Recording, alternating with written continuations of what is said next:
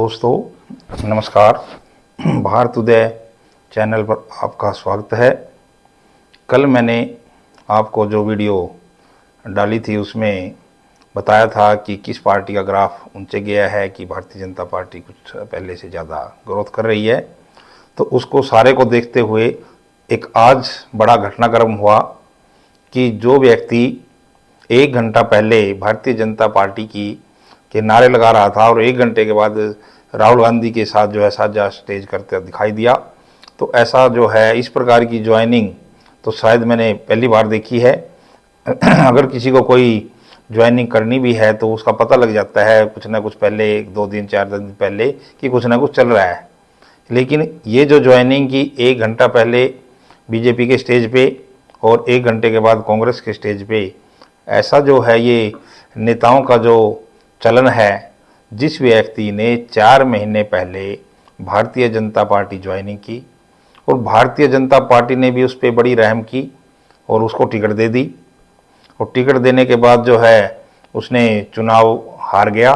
अगर टिकट उसको देनी थी और उसने हारना ही था तो भारतीय जनता पार्टी के पास जो पहले कैंडिडेट थे वही हार जाते, उनको भी उन्होंने नाराज किया।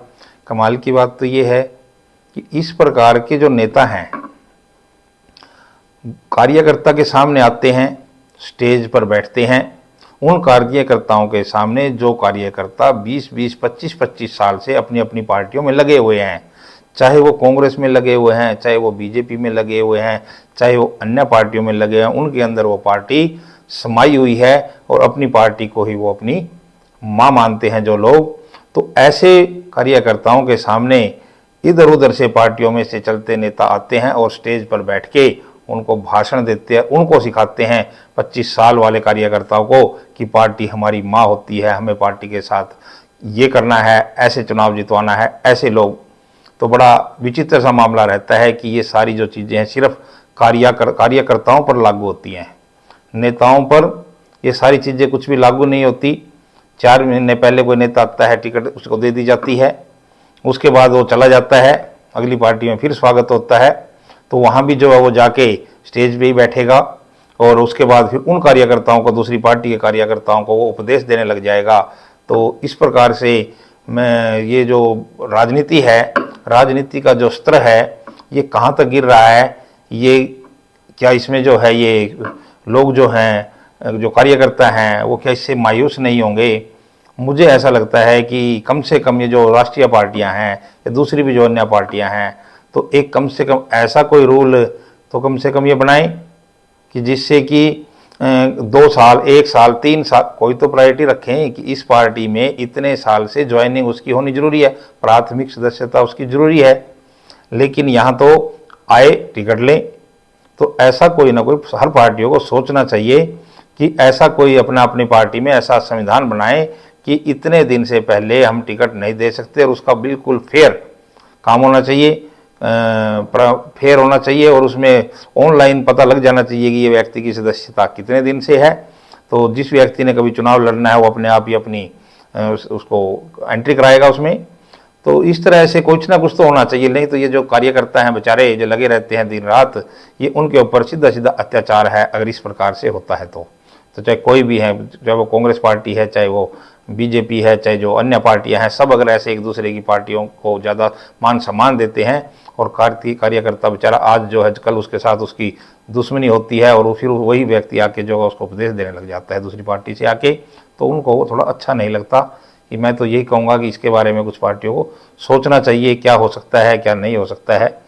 तो इसके बाद ये विषय था जो अपने जो अशोक तंवर का, कि अशोक तंवर ने जो ज्वाइनिंग करी है, तो इसलिए ये विषय क्यों रहा होगा, हो सकता है कि शैलजा के विषय में शैलजा को बीजेपी ने ज़्यादा तवज्जो दे दी और उनको जो है ज़्यादा अपना स्टार प्रचारक जो है भारतीय जनता पार्टी ने आजकल जो है उसको शैलजा को बना रखा था।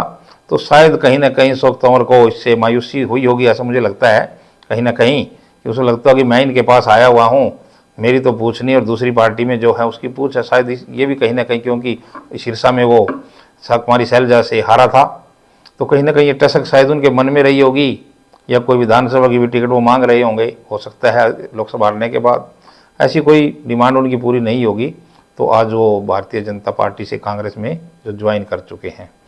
तो तो इसी प्रकार से दूसरा विषय, जो हमारे राम रहीम जी जेल से बाहर आए हैं और उन्होंने अपने शिष्यों को उपदेश भी दिया है कि वो किस पार्टी का साथ दें। अब उनके आने से पार्टी का ग्रोथ कितना बढ़ेगा। वैसे तो वो यही कहेंगे कि हम जितवाई, अगर कल को भारतीय जनता पार्टी जीतती है तो शायद कार्यकर्ताओं, बीजेपी के कार्यकर्ताओं से ज़्यादा श्रेय वही लोग लें कि हमने जितवाया है। तो ऐसा सुनने में पहले भी मैंने आया है कि जिस समय भी वो जीतती है कि हमारे बिना तो जीत नहीं सकते, तो फिर मार्केट में काफ़ी कुछ कहते हैं, हमारी इतनी वोट है, हमारी इतनी वोट है, और उन वोटों की कोई संख्या आज तक कोई ऑफिशियली कहीं ऐसा कोई डाटा है नहीं। चलिए, ये तो जो है चुनाव है, चलता रहता है ऐसे ही।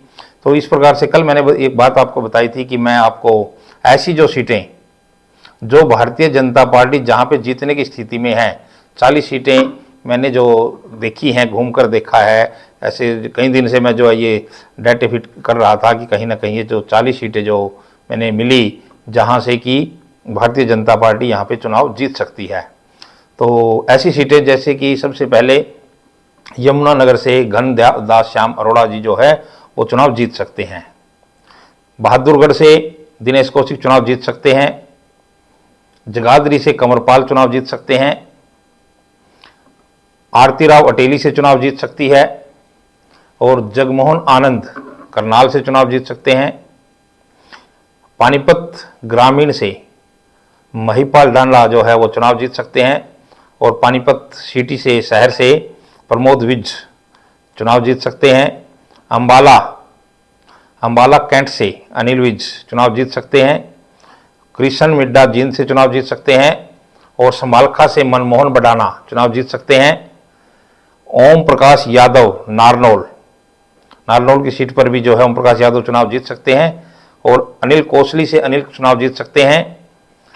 और आदमपुर से कुलदीप के पुत्र हैं भव्या बिश्नोई, वो भी चुनाव जीत सकते हैं।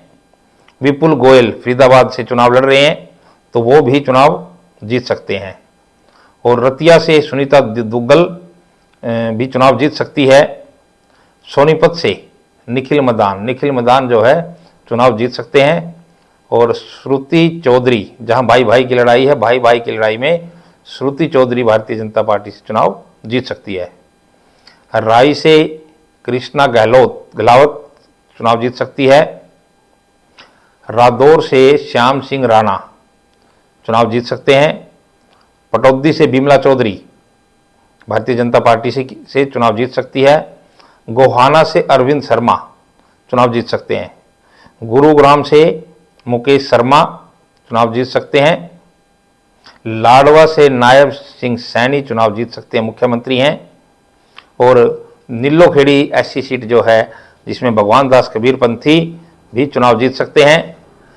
घरौंडा से हरविंदर कल्याण कहीं ना कहीं फाइट में सीट दिखती है, तो वो चुनाव जीत सकते हैं। देवेंद्र काद्यान आज़ाद हैं, वो गुनौर से, वो तो जो देवेंद्र काद्यान तो, लेकिन वो कहीं ना कहीं चुनाव जीत सकते हैं। और रणबीर गंगवा बरवाला से चुनाव जीत सकते हैं। कृष्ण कुमार ऐसी सीट है बावल से कृष्ण कुमार चुनाव जीत सकते हैं।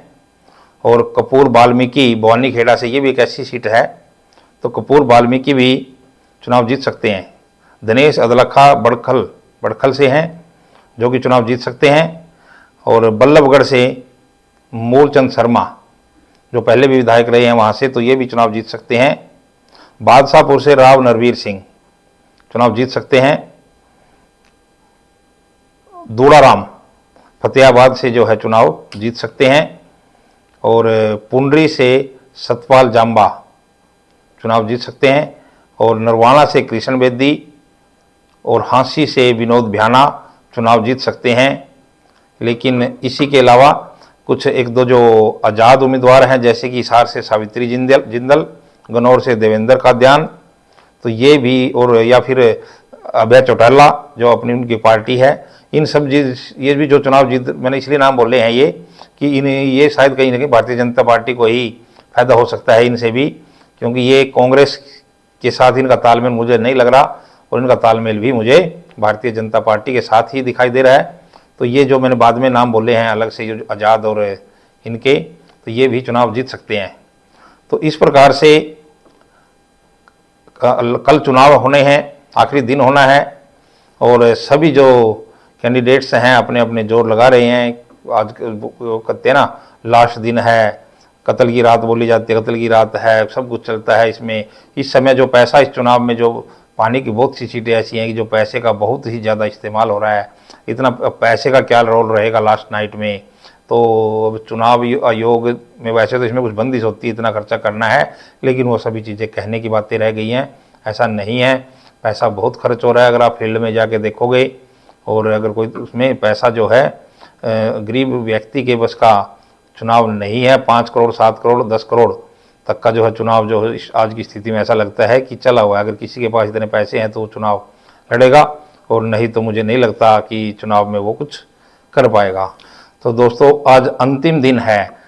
अंतिम दिन में जो सीटें मैंने आपको बताई है, ये रिजल्ट आने के बाद पता लगेगा कि इस तरह से जो है सीटें हैं। बाकी जो सीटें हैं बहुत सी, कुछ सीटों पर कांग्रेस की फाइट है।